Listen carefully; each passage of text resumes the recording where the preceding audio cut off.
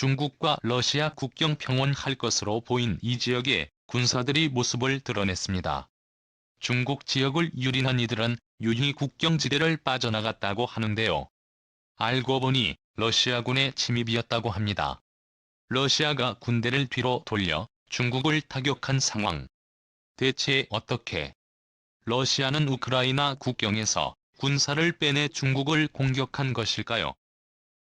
러시아의 급습에 당한 중국의 반응과 숨가쁘게 흘러가는 국제관계의 변화에 대해 지금부터 자세하게 설명해 드리겠습니다. 리틀 그림엔 우크라이나 전쟁이 시작되기 전 정체를 알 수 없는 복장을 입은 군인들이 우크라이나 국경 근처의 모습을 드러냈습니다.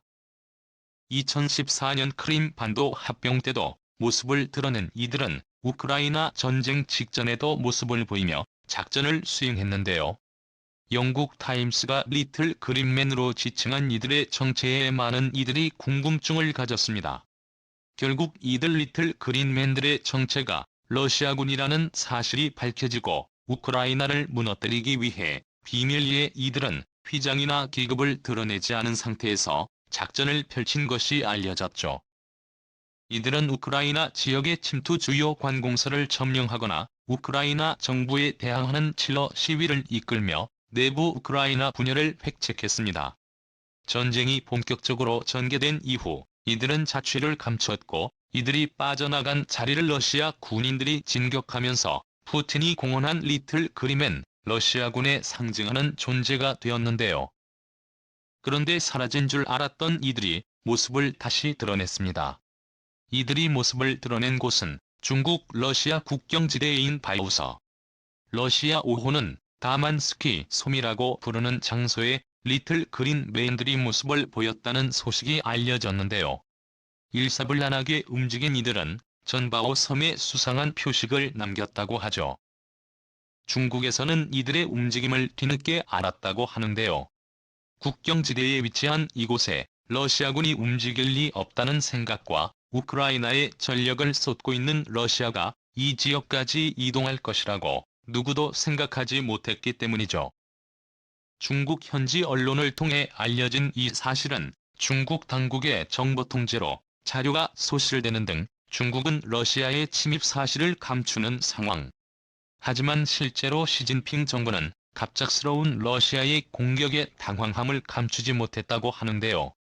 왕이 외교부장은 비공식 석상에서 러시아군이 먼저 중국을 침범했다며 러시아는 이에 대해 책임져야 할 것이라고 낚였다고 합니다. 어디까지나 리틀 그린맨으로 위장한 존재였고 이들 조직 흔적에선 어떠한 국적을 유추할 수 없었기에 중국 정부는 고심에 빠지게 되었죠. 우크라이나 사태를 본 다른 조직이 리틀 그린맨 흉내낼 수 있게 함부로 이들을 러시아군으로 단정짓고 군사 행동에 나서기도 힘든 입장. 그러나 많은 중국의 군사 관계자들은 비밀스러운 위장을 하는 문서들이 좀 방송의 모습을 드러냈고 특정 표시를 남긴 곳에서 이들이 러시아군이라는 확신을 가졌다고 하는데요. 과거 이 지역은 러시아와 중국이 영토 분쟁으로 부딪힌 곳으로 이곳에서 러시아와 중국군이 직접적으로 유혈 사태를 빚었기에 러시아 군대라는 추측이 나올 수밖에 없는 곳이죠. 어떻게 러시아가 우크라이나와 전쟁을 뒤로하고 중국 국경지대에 무장 군인들을 보낼 수 있었던 것일까요? 현재 우크라이나 전쟁을 살펴보면 그 비밀을 알 수 있습니다. 블라디미르 푸틴 대통령은 우크라이나에 대해 한국과 같은 시나리오를 상정하고 있고 이를 실천에 옮기려고 하는 것 같다. 우크라이나 정보수장인 기리로 보다노프 국방정보국장이 언론 인터뷰를 통해 푸틴 대통령의 야욕을 비난했습니다. 그는 우크라이나 전역제압 대신 푸틴이 다른 형태로 전쟁을 마무리 지으려고 하는 낌새를 눈치채했다고 폭로했는데요. 우크라이나 동부 지역을 점령한 러시아가 이 지역에 괴뢰정부를 세우고 러시아의 손에 넣으려는 시도를 한다는 것입니다. 지구상에 남아있는 남한, 북한과 같이 현재의 점령 지역을 별도의 국가로 지정해 우크라이나를 분단 국가로 만들겠다는 의도죠. 실제로 푸틴 대통령은 동부 돈바스 지역의 자칭 루한스크 도네츠크 인민공화국의 독립을 승인했고 형식상으로 이 지역에는 독립국가가 세워져 있습니다. 당시 푸틴은 이 지역을 발판 삼아 우크라이나 전역을 먹으려고 했지만 강한 저항에 부딪히며 결국 플랜 B로 들어간 것이죠. 현재 러시아가 점령하고 있는 지역은 칠러 성향 주민들이 많은 곳. 러시아의 주장이 먹힐 가능성이 높습니다. 당연히 유럽과 미국, 우크라이나 정부는 러시아의 속셈을 눈치채고 절대 분단은 있을 수 없다는 입장을 표명했는데요.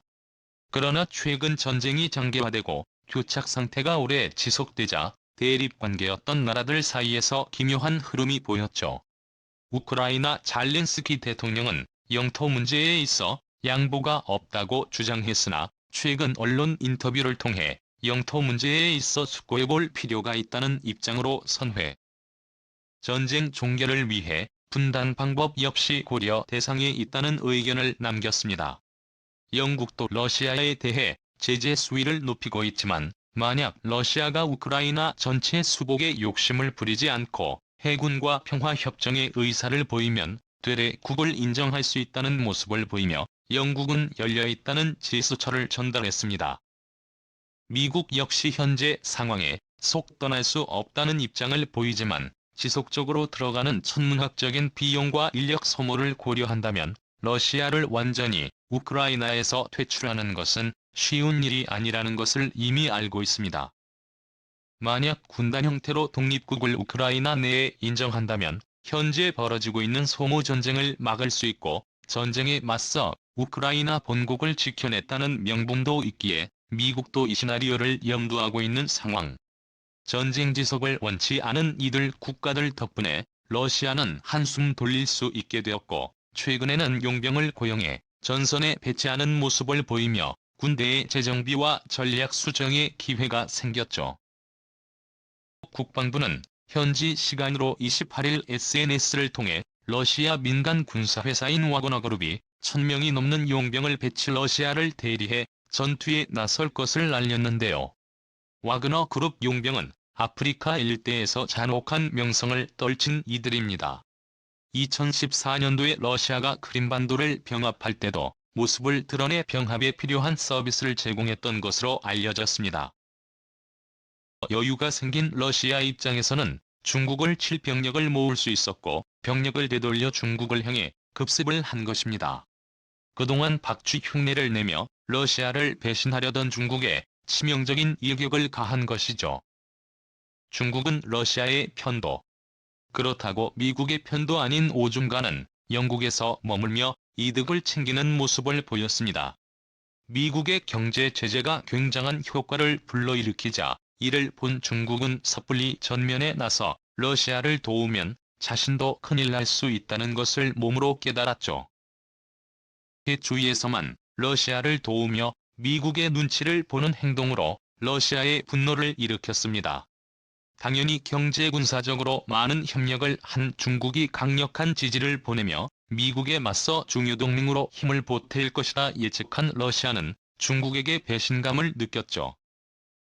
와중에 미국은 러시아가 중국에게 군사 요청을 보냈고 중국은 병력과 물자를 보내 러시아를 도왔다는 폭로를 했었는데요.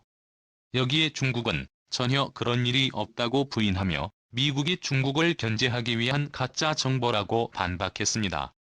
실제로 이와 관련해 러시아는 중국의 도움을 받았으나 큰 도움이 되지 못했다고 하죠.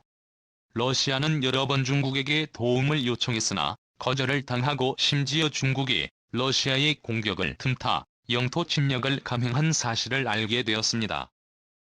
푸틴은 참을 수 없는 분노를 느꼈다고 하는데요. 가장 결정적인 계기는 중국 내부 문서가 밖으로 유출된 일이었습니다. 중국 베이징에서 열린 우크라이나 사태 전문가 회의에서 중국 전문가들은 우리는 강 건너편에서 불구경만 하면 된다는 내용을 이야기했는데요. 중국이 관망에 긍정적인 반응을 보이자 푸틴은 군사 파견을 결정했다고 합니다. 현재 과도한 스테로이드 흡입으로 분노장애를 겪고 있는 푸틴은 주변 강요들의 조언에도 불구하고 중국에 대한 분노를 참지 못했다고 합니다. 한편 중국 입장에서도 러시아의 갑작스런 습격에 대비를 못하고 무방비 상태로 중국 지역 침범을 용인하고 말았는데요. 시진핑 정부는 경계 태세를 소홀히 한 것에 대해 문책성 인사를 단행, 러시아 주변 국경 경비를 강화할 것을 주문했다고 합니다. 이어 수상한 움직임이 보이는 이들에 대한 발포 명령까지 나왔다고 하죠.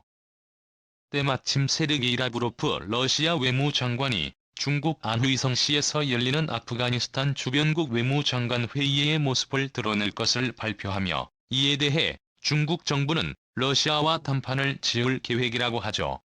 중국 정부의 싸늘한 태도 변화는 심각 미국 주재 중국 대사의 발언에 쌓일 수 있습니다.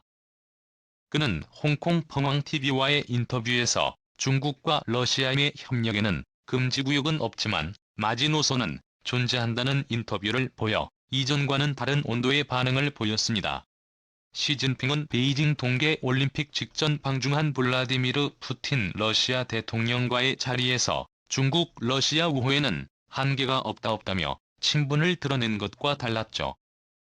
중국의 도발에 본격적으로 반격에 나선 러시아의 성의 이런 푸틴의 저돌맹신에 과연 시진핑은 어떻게 대처할지 추후 중국의 대처를 기대해보겠습니다. 시청해주셔서 감사합니다. 대한민국 만세.